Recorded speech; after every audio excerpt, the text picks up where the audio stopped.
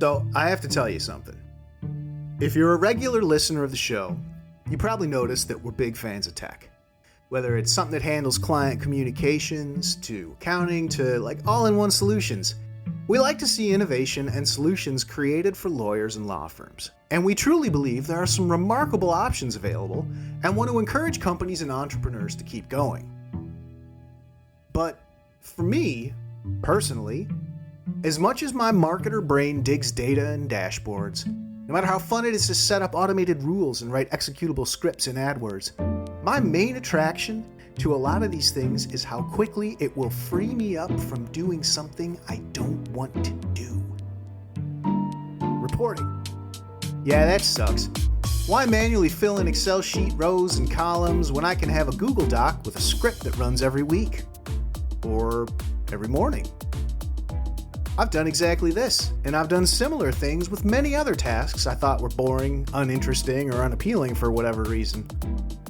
Changed my life. And there's a freedom in this. Some may call it laziness. I prefer to call it refocusing my creative resources. I'm sure there are aspects of everyone's job they dislike. And for lawyers, particularly those that are responsible for the management aspects of the firm, much of it lies in the area of administrative duties. None of you went to law school with visions of QuickBooks or TurboTax mastery. You went to become a lawyer and do lawyer things. Accounting and taxes are a necessity for the operations of your law firm, and really these are just two examples. Your list of dreaded tasks may be different. So, are you stuck? Is there a way to get that stuff off your plate without spending a fortune? Are there law firm-specific solutions and not some one-size-fits-all thing you have to overcome limitations or deficiencies to get it to kinda sorta work? Well, that's what we're talking about on Lawsome today. Legal tech solutions created by and made for lawyers. What you can do, what you should do, and how you can get it done. You ready? Let's go. Lawsome, the podcast for law firms. Powered by ConsultWebs. Welcome back to Lawsome, the only podcast for law firms that's been identified as being harmful to sweaters. I'm the Chief Genius Officer of this show, Jake Sanders. And with me is the only one bragging about being born in a paddy wagon, Paul Julius. Paul, is it true? It's true. It's all true. It's all coming out now. I don't know how I passed the background check around here, but yeah, I'm a bad man. You are a bad man, born in dangerous circumstances, a padded wagon. Is it padded or it's just Patty? Patty, yeah. Is there a guy named Pat in there or? I don't know, dude. I didn't ask. I didn't ask that guy's name. Yeah. He's just in the corner. Maybe his name was Wagon. We don't know. Slapped him. I came out and nobody slapped me. I slapped them. I was like, shut up. We're going to call this a paddy wagon. Born slapping people. That's right. Took command right from there. So take command and tell us and take command of this wagon and grab the wheel and tell us where we're headed today. On the show today, we talk about how lawyers are failing with technology. And then we talk with Darren Fancher and Gabriella Cubiero from CasePeer about how lawyers can succeed with technology. And then we turn to the board with 5 questions we ask 2 people. Pull up a plate. It's the Hot Takes Buffet. The Hot Take Buffet today is brought to you from OnDemandLawOffice.com. It's an article by Brandon Alsterbind. It's entitled 2 Ways Lawyers Fail with Technology. I'll give a brief intro, and then Paul, you can take it and kind of explain what's the meat of this. But when it comes to law practice technology, there are generally 2 types of failures, says Brandon. 1, lawyers who resist tech. And 2, lawyers who love technology so much that all they do is play with the latest new toy and they never get any work done.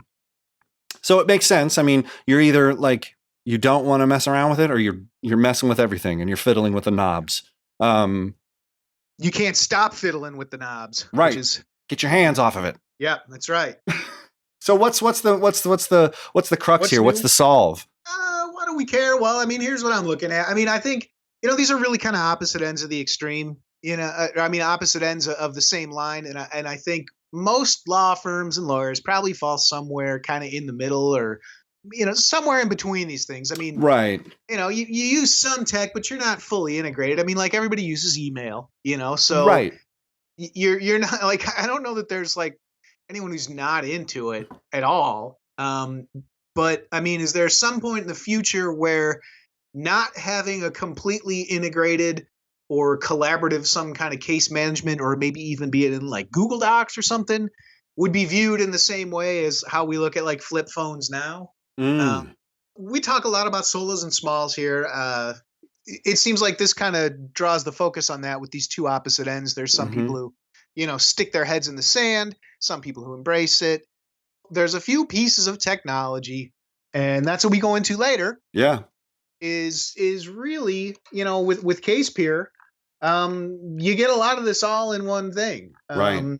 You can do some automation, paperless office, case management. Obviously, it also integrates email or client emails, client Yep. communication, all that stuff. So, this is really it's kind of, I think CasePeer is kind of an answer to this article, really. Mm-hmm. And he's just saying, if it's just up to you, Yeah. this the solo and smalls, like, how are you supposed to put this together? So get a case management system together, think about paperless, and then think about automating documents. And when we talk to everybody who's been on the show and people that we relate to on social media, it's this. Without that case management system, though, all of the other fixes won't be essential. And I think what's exciting about CasePeer is that it started from an intake stance. It's built with lawyers, law firm marketers at the very beginning who worked in many different practice areas, but mainly they work with plaintiffs, personal injury. They have figured this out from the intake to the end, how you can have one place where you're doing all of your documents, calendaring, tasks, communication, marketing, time and billing, payments, access, client portal stuff, all of that is in one place. And it's exciting because talking to them, the reality is sure, you're either not going for tech or you're all about it. But the reality is, if you're one of these, the underlying truth is that most people are not looking at the metrics, creating the metrics, understanding the data, qualifying leads, making sure their marketing is effective, tracking conversion rates, tracking why you have your representation rescinded. Why did we get kicked off this case? All that can only be tracked from a centralized place. And that's sort of the big kind of come to moment, is that regardless of if you're into tech or not, if you don't have a place, like just like what you were saying, like, could you do it on Google Docs at least or something? If you don't have a place where you're doing it, it doesn't happen. It won't get improved. It won't get better. You'll never make strides. If you don't apply and have a place where you're trying to measure health of your marketing and your sales, that's where CasePeer comes in. And it's essential because it was built from the intake, built from the sales mentality, built from helping you improve your business, not just add more tech or more knobs or less knobs, or this has no knobs. It's just a slider. It's the big slider. I don't know. What do people want? I'll tell you what, I obviously we both know lawyers. I'm friends with a lawyer. The guy. I Give have his name. What is his name? Who is this guy? That's what I'm over. It's not that lawyers have friends. It's that I have a friend. And that is a lawyer. Believe it. I love lawyers. Some of my best friends are lawyers. It's fine. So lawyers have rules where they have to keep documents for 10 years or whatever it is after a case. Right. And he tells me that nothing gives him greater satisfaction than after scanning these things in and storing them for X amount of time, shredding them. Like, Yeah. it's happening. This stuff is happening. Like, all these people are like, oh, we got to keep our are files you don't need to keep. It's liberating. Embrace it. Oh yeah, Jump into the change. I saw someone on Twitter. They had their kid burn all of the files that were old after they had. Just awesome. Saying it makes it feel weird right now, but it was liberating. Like in the office. Oh, that kid got hairspray and a lighter? Jesus! Get out of the file room, Ronnie. But I remember the Iron Mountain days when the shred mobile would come to the law firm. It is great joy. Yeah, but we're headed there. That's what your point is, right? Yes. The tech is here, regardless of if you like knobs or not. But it's not technology that helps improve your marketing. It's not technology that helps improve your sales. It's applying a fix that you believe in. And something also that we get into later with Gabriella and Darren is sometimes success isn't just what's necessary to achieve the business goal. Sometimes success is doing what isn't necessary, what's ancillary to it, what's on the side, what makes it fun, what makes your business a place people want to work at, what makes your marketing fun, how do you engage with people. That stuff creates this resonating effect that could maybe inspire the way you handle case management and maybe inspire the way you change and adopt to tech. So maybe there's something here where a little bit of spirit and, the heart of something can come first, and then you can find some tech, and CasePeer is like this great balance of fun, engaging, serious marketing strategy and tactical awareness of what matters for a law firm, and then put that all together and put me and Paul in the middle of it, and then put like some weird sound effects. And we've basically just described the next 30 or so minutes for you. Absolutely. It's going to be great. We should stop foreshadowing and just climb the tree. Let's go. Let's go. After these messages, we'll be right back.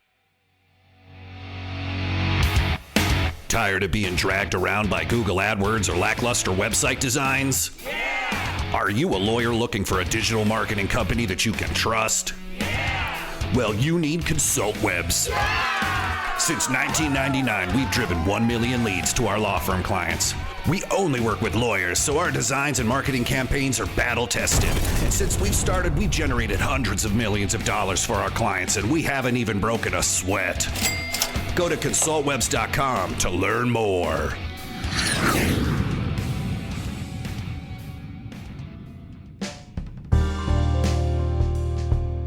Let's head over to the interview. CasePeer is a case management solution for plaintiff attorneys that streamlines their practice from intake to settlement. We're joined today by Darren Fancher and Gabriella Cubero, who are the CEO and director of CasePeer, respectively. Darren got his JD from UC Hastings College of Law and a master's degree from the University of Southern California. He's also a member of the California Bar. His diverse skills and resources developed as an attorney, finance professional, and entrepreneur help him understand and address the many needs of the modern law firm. Prior to joining forces with CasePeer, Gabriella spent 6 years as the marketing manager at a personal injury law firm. Like he spent time behind the pen. This unique perspective and insight into the needs of attorneys and staff, combined with her extensive experience in marketing, customer reach, and product development, makes CasePeer the standout among case management software that it is. And after all that, Darren and Gabriella bring their heat and socks to the podcast. Welcome to Lawsome, guys. Hey, thanks for having us. We're excited to be here. Thank you. We're very happy to be here. So obviously, there are 1,000 case management software solutions out there for lawyers. What does CasePeer do that's different, better? Pitch it off, whoever. I'll take that. Look, CasePeer is personal injury specific. We've really focused on the needs of the personal injury law firm. We've done a very deep dive into the processes and the data that's necessary for them to do what they do best, which is achieving the goals of their clients and ultimately, battling the insurance companies. Thinking about that data as well, we're really focused on ensuring that the data is reusable.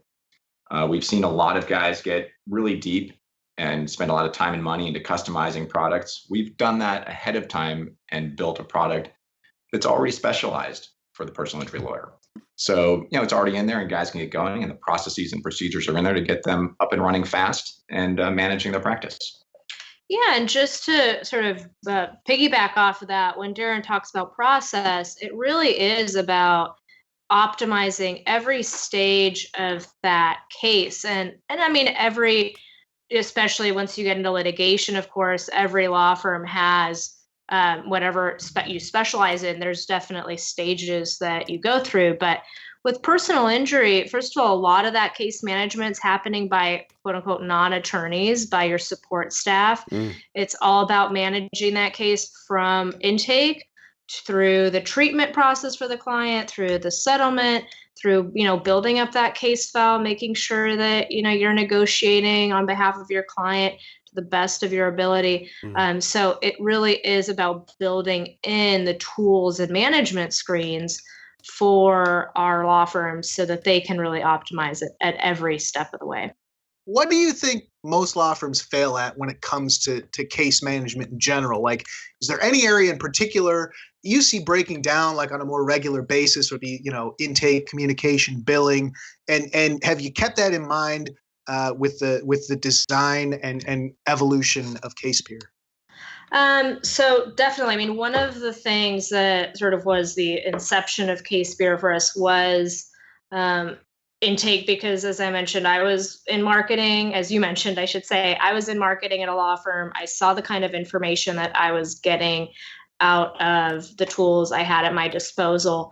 And, that was really where the idea for CasePeer was born, was having better tools for even just knowing what's working with our marketing spend, and not just knowing what's happening in terms of cases we're signing, but where is that ending up, right? In terms of settlement numbers, that's really what's going to tell you at the end of the day where your most valuable cases are coming from too. And so definitely, I think a lot of firms I know that I speak to, that I try to educate when they're coming on board to CasePeer, a lot of them aren't even tracking every single lead that comes in the door. They're just tracking their clients, which is great. It's great to use a software for tracking your clients. That's really important.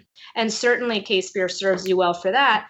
But I always encourage people to start tracking all of their leads. And I'm always surprised at how few firms actually do that. And that's the only way to get a full marketing picture. So Jake and I work together in a client vendor aspect. And I always thought it was really important to have like a monthly review of clients signed, clients lost, cases rejected. How does that fit into this? Is there something like, is that an element of your process? Is that an element of your software? Is it a little bit of both? Like, where do you guys see that fitting in with like effective case management? Well, definitely that is something that we help our clients track. Now, there are softwares, of course, that are specialized in this, and it's all they do. We're building out integrations of some of those tools that are out there, but definitely tracking, like you mentioned, those ratios, we call them conversion rates. That's a huge part of our intake reporting and source performance reporting. And we have lots of firms that don't take advantage of those. It's a shame. But those are definitely features that we have. And we actually have a lot of, I think, plans in the future to continue to develop those tools further. So you're bringing up an interesting point, though, is because even if you have the measurements, it doesn't mean that people want to see them. I can show you the data. I can show you these things. And in some way, it doesn't. There's a kind of weird cognitive problem in human interaction, is when you show up with data, people instantly want to undercut you because everybody likes to sweep the legs out from Albert Einstein. People like to sort of like take genius down. So if you show up being like, did you see this? Did you see this? They're like, yeah, but there's something in my gut. Yeah, we get a lot of that. Do you know what I mean? So along with what we're talking about metrics, it's all dope. But Gabriella's talking about something that exists in real life is we have these numbers, but you don't want them. Why don't you want them? Why don't they want them? What do you think's going on there, Darren? Oh, I'll take that. I mean, it's more a matter of, these guys have gone a long time on their gut instinct. Sure. And of course, they've got marketing partners out there who may be saying, hey, we're getting it right, just keep running with it. At the end of the day, it's really important for them to hit that button at the bottom of the screen when they take a call. And you mentioned earlier, how does it work? There's a couple buttons. You either save the case because you're planning on taking it, or you hit a button that says reject. Either way, you're going to capture that marketing data and be able to present that later and attach that to costs and be able to say, hey, this is exactly what's working and what's not. But a lot of attorneys like myself kind of grew up with that. Not a great data background. Certainly law school didn't focus on that at all. And it's something they're having to come around to and learn it now. I think it's hard. Sometimes people are like, wow, why don't you have something that actually shows me my marketing budget and how that works relative to my cases that I've, earned? And then of course, we pointed out it's right there on the screen. So it's just a matter of educating guys and getting them up to speed on it. Yeah, and the gut thing is so true what you're saying. I mean, we have a lot of data in CaseSpear, and even there's a lot of data on your contact types. So that's one of the things that's cool about using CaseSpear for personal injury is that we're tracking contact data. So, and not just any contact, right? We're classifying. So we know if somebody's an adjuster at an insurance company, or if someone's a doctor, or if it's a judge. And so we have tailored data for those specific contacts. And so that's exactly, I've talked to attorneys that will say, oh, I always thought this judge was really friendly until I actually looked up the data. And it's very easy to do that in case you're in the case. It's a click really quickly while you're in there. So our users, I think, take advantage of those tools actually a lot. And they were like, oh, wow, surprised to actually find that this judge was not as plaintiff friendly as they thought they were, because maybe the judge was always really nice and sort of joshing around and losing case after case. And it's really back to, ensuring that those histories are there. But that actually ties back to something you asked earlier, which is where are some of the breakdowns? It really comes down to making sure the data gets in there in the first place. Yeah. If the product isn't one that is, I'll say, both intuitive and useful to kind of everyone in the law firm, you don't have people using it, putting in the data that you really are going to ultimately need to be able to, fulfill those data spreadsheets that you can then look at and reports that will give you all these answers that we're talking about, whether the marketing is working or whether you're successful against a given judge or whether you're successful against a given insurance company. The important part of it is getting the data into the system in the first place. And I think that's actually something we do a really good job at. Wow. The problem area is everywhere if you don't have data capture along the whole path. It just seems really seems so first grade. How do you help them discern this information? Do you guys have monthly reports? Do you guys, do you as a company, multiple men and women, does your team members sit down and have monthly meetings, or how do you guys help them discern this information? Is there a hand holding, or do you just say, look at the dashboard, you dingus? So a little bit of both. I mean, okay.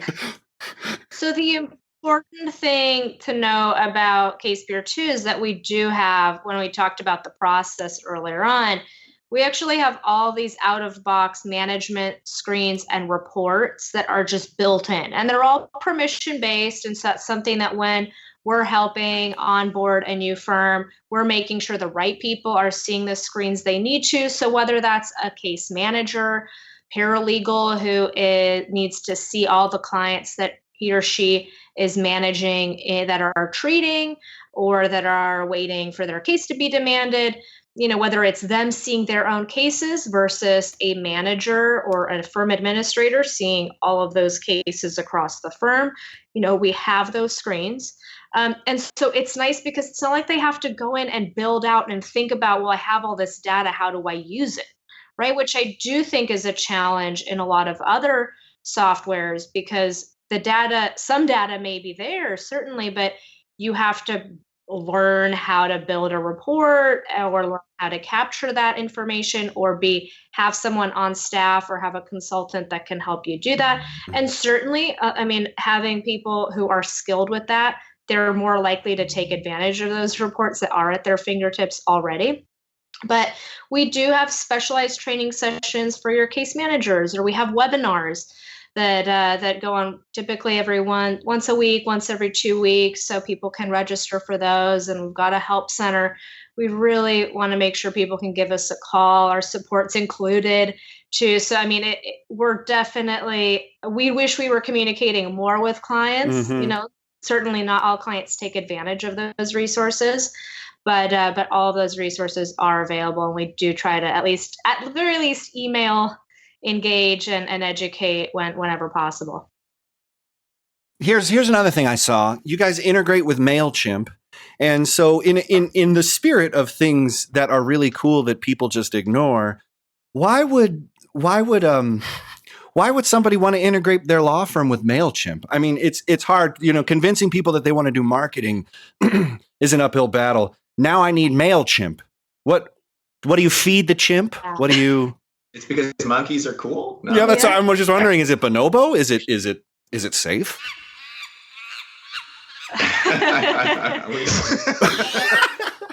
I know Darren wants to jump in on this because email marketing is something that, he's been really excited about us having this year with this integration. But I just have to say that when we sent out an email to all of our users announcing the new integration, I had a couple people right back that were like, this is exciting, but why do I need this? I mean, yay, why?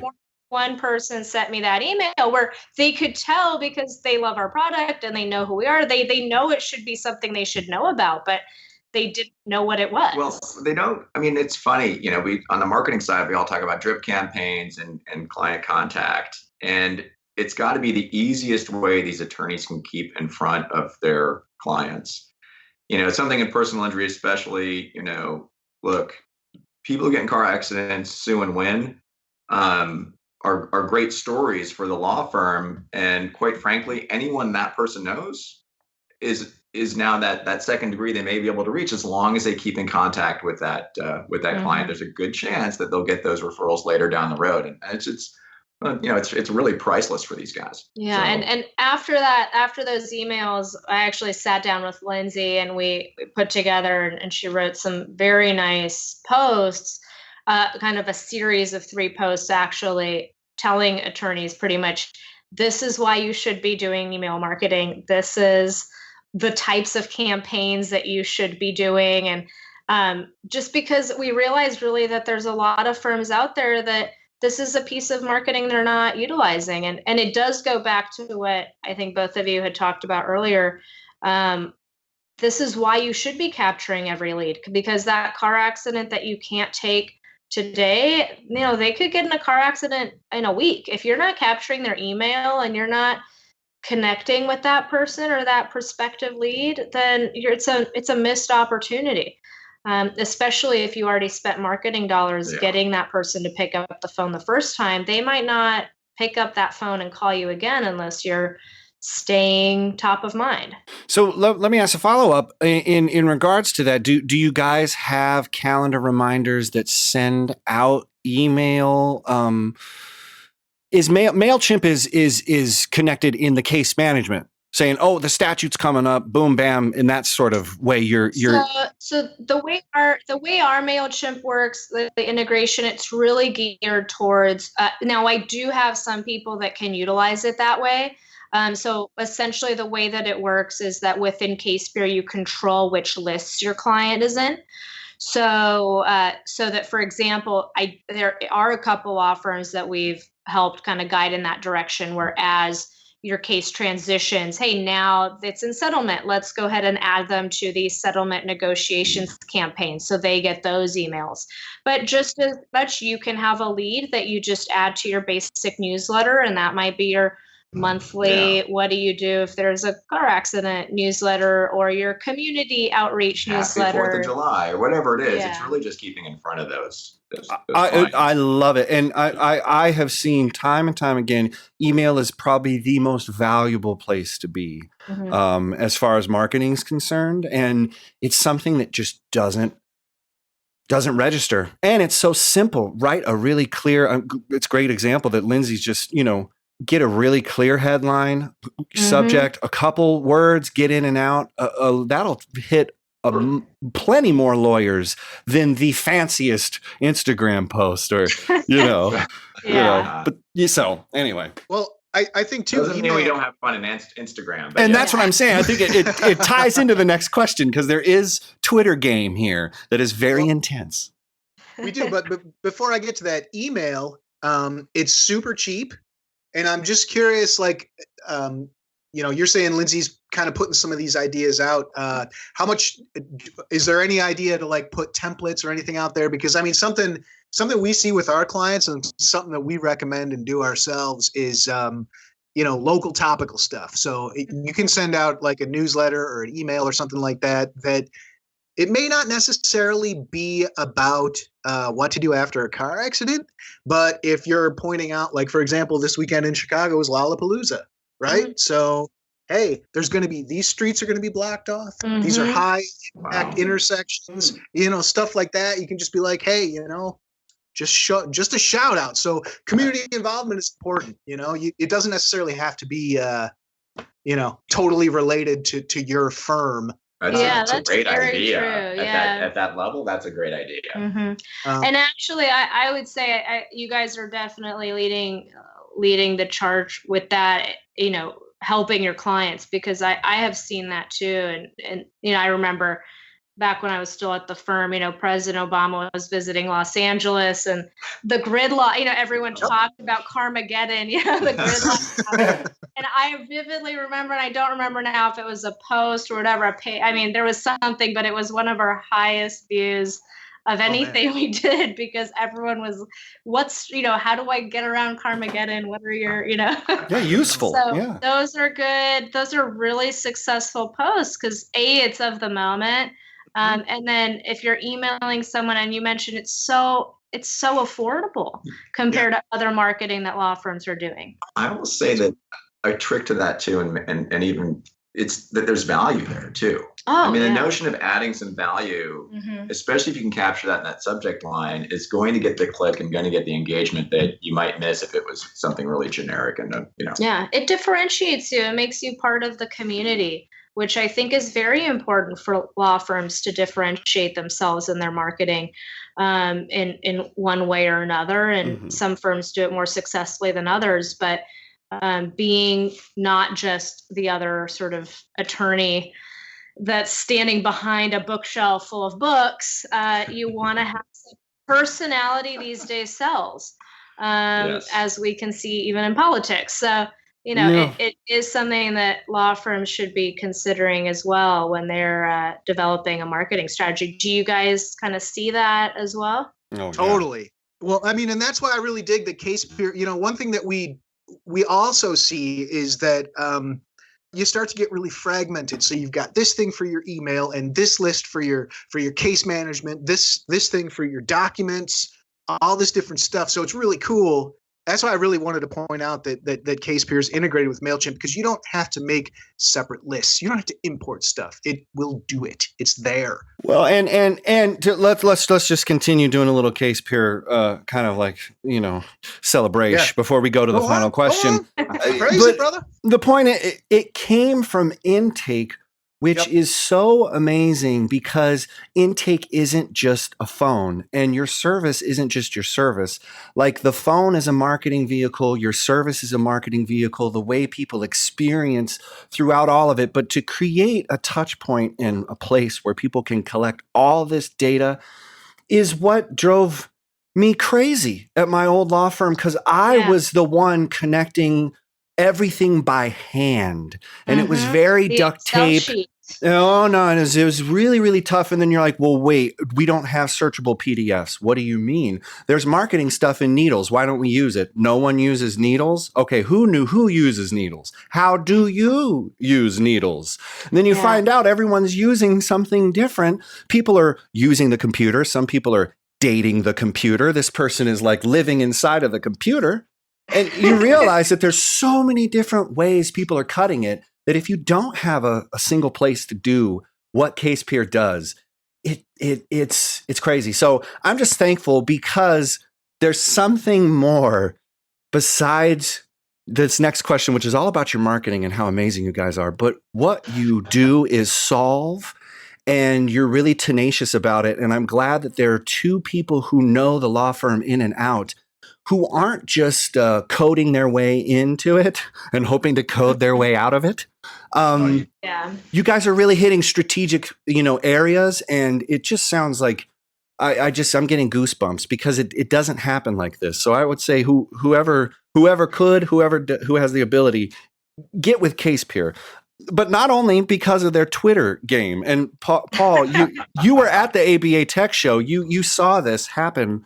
CasePeer has this vibe. Am I right, or what? Oh man, so that's how I really was introduced to the company, and Lindsay in particular. Although I'm disappointed I got there after the cookies ran out, but it's cool. It's cool. I'll get them next. I know to get there early next year. But the things that impressed me, number one, is it all over Twitter were pictures, hashtags, people with socks, cookies. CasePeer owned ABA, and it really drew me over to the booth. I'm not a lawyer. But it blew me away that everything was made by lawyers for lawyers. There was a lot of different case management software solutions there. Really made yourself stand out beyond just the strength of the product. But I wanted to ask you about that. So the cookies, the socks. I mean, we got Shark Week going on. You're crushing Twitter. It's effective and memorable and fun. So what guides this strategy and gives you that freedom and bravery to do things that are really unique, but at the same time resonate with the legal community? It's not just putting on a weird wig and clown makeup or something. I love that wig, things, Paul. We're down to try that. I mean, if it works. That's what it takes. Let's give me that wig. Put it on the list. But you do things that are it's out there, but it clicks and people love it and want to jump on it. I mean, how many people are posting pictures of socks with your logo all over it every day on Twitter? Everybody. It blows me away. So. Wow. I mean, you're just, how do you do it? What's your approach? Well, I think, look, you said it. It's fun. We do it all because it's a lot of fun. It's easy to go out and print up a few T-shirts or hand out random swag, but we kind of decided as a company that we wanted to not only build a company that people want to work with and work for, but really has a brand of being involved in the users and the employees. So that's kind of where it started, was the fun side. We get a lot of great feedback. I mean, I'm not going to lie. We enjoy it, and look, you guys are saying it. And people love it. And it's been organic too. I mean, I wish I could say it was some, crazy strategy that we had, but the cookie thing kind of evolved naturally with Darren on Twitter, with going back and forth with Right Brain Law, Dan Lear. I think we got to give a little bit of love to Dan Lear because he had won a cookie contest back in the day at Avo, and we saw the cookies, and I was like, those look really good. I kind of want to try those. Maybe we should do our own cookie bake-off here internally and cook some cookies up and see what happened. And then we were like, why don't we just invite everyone down and have a Legal Tech cookie bake-off and get Dan Lear's cookies. And I will say they were the winners last year, and they were phenomenal. So I'm coming back this year to be a guest judge. I'm not sure yet if he's going to be submitting cookies or not, but he will be helping judge this year's winner. So, and it was a blast though. It was super fun to do it, and a lot of people got engaged. And we'll see what we do this year. Next year, I'm sure we'll do another bigger one. Yeah. We're having a blast. Here's the point though, and we were talking about it before we were recording. Is none of this is essential to running a business. So, I'd say it's sometimes the opposite of that. Well, so you're talking to me and Paul. We're jazz musicians. We were raised in alleys. I mean, this is we're into some weird stuff. It was a nice alley though. It was a pretty decent alley. It was clean, but marketing and advertising, performance, creativity, just being out. It's something that just is exciting to us, but we know that it isn't necessary. And so you say, well, we just decided to do this. Is there I don't want to cheapen it, but I also want to show how important it is, because I don't think people get how deep a concept like this can be when you're not focused on the business. You're focused on this other thing, this idea, there's something to touch and believe in. And Darren really touched on it in terms of wanting to build a really special place to work. And, one of the things that watching Darren as CEO has been so inspiring for me, has been kind of watching him build out this team, and being able to be a part of that for me has been really, really special, because it's a talent. It is not something that just happens. I think a lot of businesses think that you just hire people and everybody does their job, and creating a special place to work where people are excited about what they do, and people are really, certainly that comes from the top, and we have a lot of that here. But it's also about giving people the opportunity and space to express themselves. And so some of it was just that, we've got a really fun Slack channel going. People are really fun. People are not afraid to be themselves at work and to show their personality. And I think we've taken that approach to the interwebs. And I'll say, sometimes that maybe our clients go on our Twitter and think, gosh, I hope they're working on that feature I was asking for, because they're sure having a lot of fun on Twitter.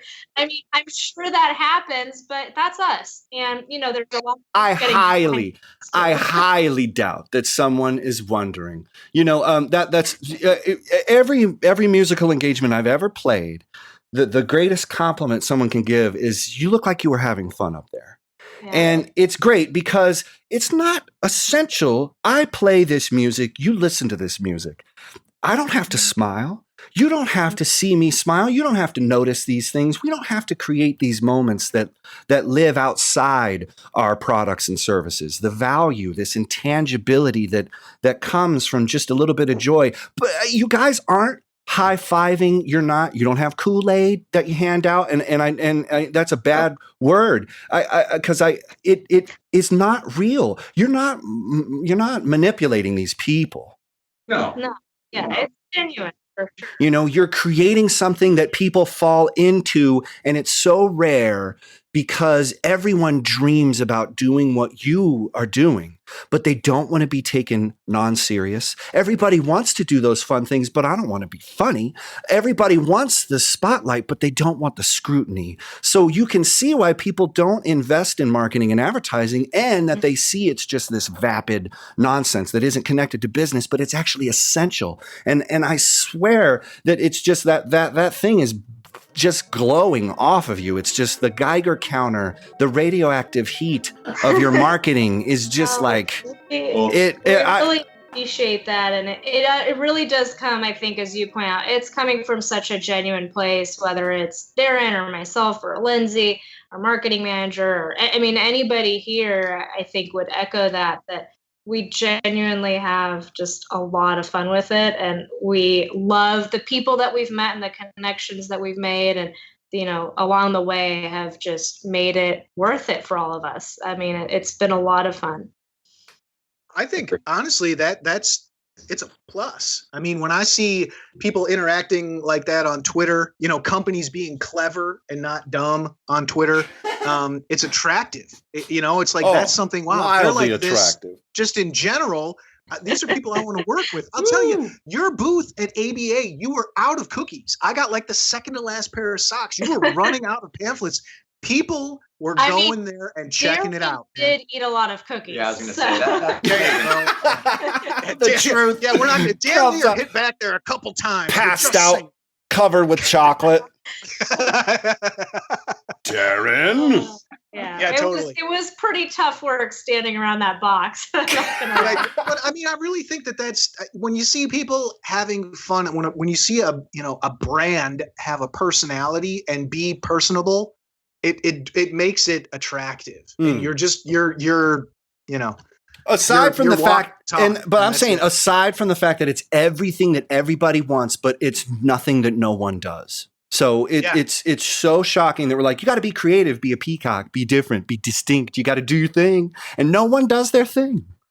No, we're definitely doing our thing over here. That's what I'm talking about. So if you guys could give just one piece of advice right now, besides get Casepeer, to the audience, for them to start improving their law firm, the case management process, what would that one piece of advice be? I would say use the software you've already purchased and or evaluate it if it's the right thing for you. And I say use your software, like I said a moment ago, there's a lot of data that's either getting captured or not captured. If you've already bought something, by all means, please start capturing that data and start utilizing it, because you can definitely make better decisions with better data in front of you. Maybe to piggyback off of Darren, I'd say think about your client and make sure that your tools are set in place to provide your client with the best services you possibly can, and that you should have reporting in place that helps you evaluate if your team is doing a good job of that. Because at the end of the day, the best kind of marketing a law firm can do is handle a case and handle a client with care, and that client is going to be a referral source for years to come. Mm-hmm. So if people want to learn more about you guys, find CasePeer, where can they go? So they can go online, www.casepeer.com. It is not Case Beer, it's CasePeer, P-E-E-R. Important. We get that from time to time. And then, of course, on Twitter, we've talked about it at CasePeer. They want to connect with me on Twitter. I'm just at Gabriela Cabrera. And I'm at DFanch. I'm always willing to engage. 5 questions we ask everyone. What was the last book you read? We'll start with Darren. Oh gosh, Lean Startup was the one I just read. It kind of is a good set of tools for companies that want to use data to make better decisions. There we go. Gabriela? I read The Night Tiger. It was actually very good by Yang-C Chu. Solid. Okay, number 2. What is your favorite place? Darren? I've got to go with Oahu, where I met my wife, and we go back from time to time and got married. It's a special place. Nice. Gabriela? I have to say Prague. That's where my family's from, and so I love going back, and it's a special place for me for sure. That's a cool city. Okay, number 3. What sites, blogs, newsletters, or podcasts do you regularly check in with? Darren? Oh, geez. I'm kind of an all of the above. If something gets posted to Twitter, I'll usually follow the link.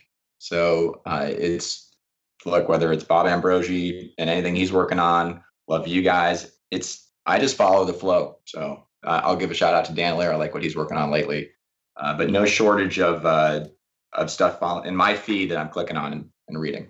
Nice. Yeah. For me, in terms of podcasts, I mean, and blogs and things like that, kind of the same thing. I mean, typically I'll see kind of what's out there. Darren's really good about sharing the interesting stuff he sees. I like the Legal Talk Network as well. They've got great podcasts on there. Then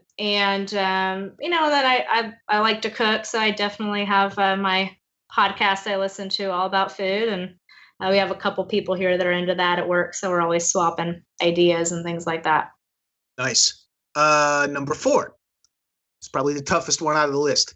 If you were stranded on a desert island and could only pick one condiment to take with you, what would it be? Gabriela? Oh, sorry. I agree. It's not mayonnaise. No. I mean, it's for sure mustard for me. I mean, hands down. Condiment mustard. And I'd say it has I do like me some yellow mustard from time to time, but I'd say if I had one condiment, it would be like a Dijon, like a nice Grey Poupon mustard.